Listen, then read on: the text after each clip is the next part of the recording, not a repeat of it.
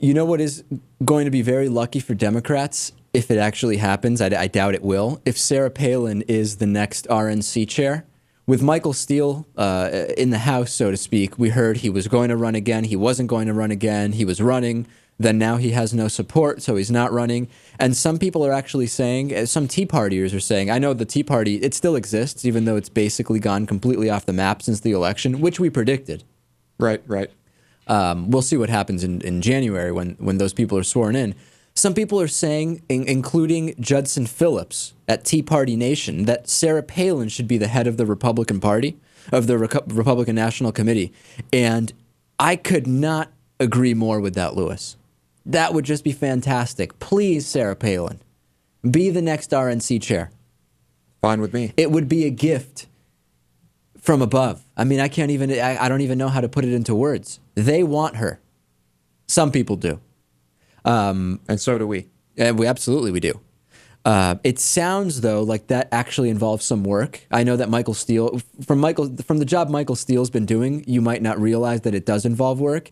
But I think Sarah Palin is not going to want to give up her celebrity status, her reality show, to do something as boring as being the head of the RNC, right? I mean, she would find that boring, I assume. It will not get her as much attention as a good reality show. It's too mundane for her. Right. She's not going to like it. And speaking of Sarah Palin, she got another attempt. Remember that crazy gotcha journalism where she was asked what she reads? It's just filthy. These journalists, Lewis, asking lowbrow trick questions like, what do you read? Well, she got another attempt at it with Barbara Walters. Let's see what how that turned out. Well, you know, Governor, many people find the thought of you as president a little scary. You hear, oh, she's very charming, but she's uninformed. Would you like to tell us what newspapers, magazines, or books you are reading right now? I read a lot of C.S. Lewis when I want some divine inspiration. I read Newsmax and Wall Street Journal. I read all of our local papers, of course, in Alaska, because that's where my heart is. I read anything and everything that I can get my hands on, as I have since I was a little girl. And that's one of those things, Barbara, where that issue that I don't read or that I'm not informed, it's one of those questions where I like to turn that around and ask the reporters, why would it be that there is that perception that I don't read? Why would it be that perception exists, Lewis?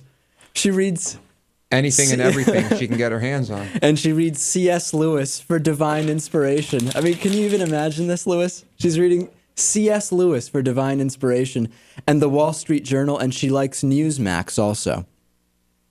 And she can't understand why people wouldn't understand why some people think she doesn't read. She doesn't get that.